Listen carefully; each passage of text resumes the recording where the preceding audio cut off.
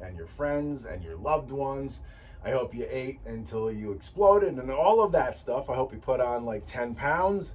And now we have a beeline towards Christmas, and then after that, on to 2023, where I can only hope things for America will be better than they were in 2022. I mean, actually, the last 2 years, you know it, I know it's been an absolute disaster.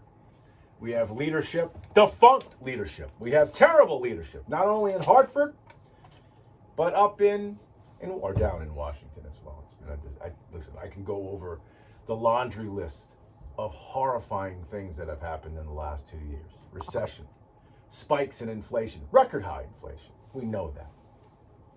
Of course, we've got shortages on store shelves. You probably noticed that when you went shopping for your Thanksgiving. Federal spending through the roof, fentanyl deaths. The border is a sieve. There's an invasion happening at the border. We've got a senile president. Yeah. All of that is happening within the last 2 years. So maybe 2023 will be better. Maybe we have sort of, at least in Washington, balanced the scales a little bit, enough to throw a monkey wrench into the wheels of progressivism down in Washington. Here in Hartford, it's a completely different case. Hartford's going to be just an absolute blank show for the next at least 2 years. They're going to be able to run hog wild with your money. What money there is, because there won't be a lot, because there is an economic cliff coming here in Connecticut. You can sadly to say, you can bet your bottom dollar that I am right on that, because the federal dollars are going to dry up. The programs that are going to be in place are going to be underfunded, and in the end, you're going to have a disaster here in the state of Connecticut. I'm making that prediction. Been making that prediction for the better part of a year and a half. Once the money dries up from the feds, if the stock market tanks a little bit, you get your hedge fund guys not making the same amount of money. It's going to be tax raising scenarios here in the state of Connecticut, along with some other kind of manipulated way to make money, whatever that might be, either a toll or something else to that effect. But we'll see that. You know what's concerning to me? And this is aside. By the way, we only have really one guest today, two guests technically. We have a lead play coming up at the bottom of the hour. Those of you in Hartford who don't know what that is. By the way, I'm in for, I guess Gary's taking every Monday off for here till the end of the year. So those of you up in Hartford who hate me, you can just know that Monday you can find something else to do in the morning. Those of you who don't hate me, well, welcome aboard. But on Monday mornings at 6:35, I do what I call a lead play, which essentially is just playing back the conversation, the best conversation, or one of the best conversations that we had from the previous week. And this week, I think it's a fascinating cat. I mean, I got a chance to sit down with an former FBI agent, and he's just written a book. So I'm going to play Thomas Baker at the bottom of the hour. If you missed that the first go around, you're going to want to listen. If you listened the first time, you might find some different nuggets in this one when we go over that. But that'll be coming up at 6:35. But I wanted to say this. What I find interesting, it's a knock, kind of, but on the flip side of it, it's a direct, I guess, double thumbs up towards capitalism. Do you realize on Cyber or whatever, Black Friday, Cyber Monday's today, so we're going to spend a bucket of money again today. But on Black Friday, consumers spent a record $9.12 billion online on Friday. Black Friday. I'm sorry. Maybe it's the minimalist in me, right? Maybe it's just using things till they wear out, liking my old comfortable stuff, right? Not wanting a new sweatshirt because I have one and it keeps me warm and I like it. Why do I need a new one? That's sort of my mentality. Maybe people think I'm cheap when it comes to that stuff. I'm really not cheap at all. I don't like throwing money literally in the toilet. And sometimes I feel like that's the case. Right? Like, my wife's the exact opposite. She likes stuff. I don't like stuff. Like stuff, clutter bothers me. And if you're spending 9.12 billion on Black Friday, you've got to be adding stuff to your stuff that you really don't need. I mean, I get it. It's capitalism at its best. But I don't know, man. I sent some stuff to Goodwill. I felt so good doing it over the weekend. Not just to give it, just to get it out of the house.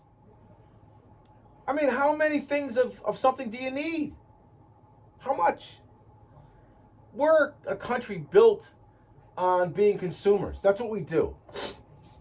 Right? We make, but I mean, we consume. And 9.12 billion on Black Friday? On what? A new TV, a newer, faster what? And so, if you're out spending money hand over fist, don't complain about inflation. Don't bitch to me about it. Because it loses its weight, man. I don't know. I guess you can have both, but I have a problem with folks just racking up ridiculous amounts of debt so they can get the next newest thing that's out there. And a month from now, they'll forget they even have it. Right? I mean, I could give you so many different examples. I told you, I'm not making it up. And this is not a knock.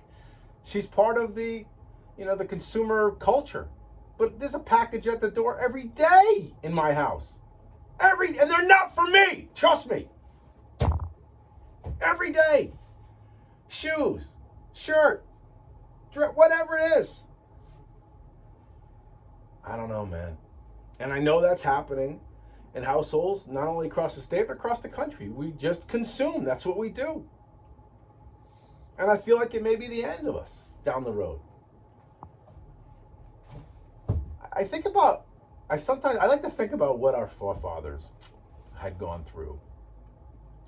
What was important. Like, think about 100 years ago. Never mind the 1700s. Think about the early 1900s, where just going out and getting the absolute necessities of life was like thrilling to somebody. Go buy a new rug because yours is completely worn out.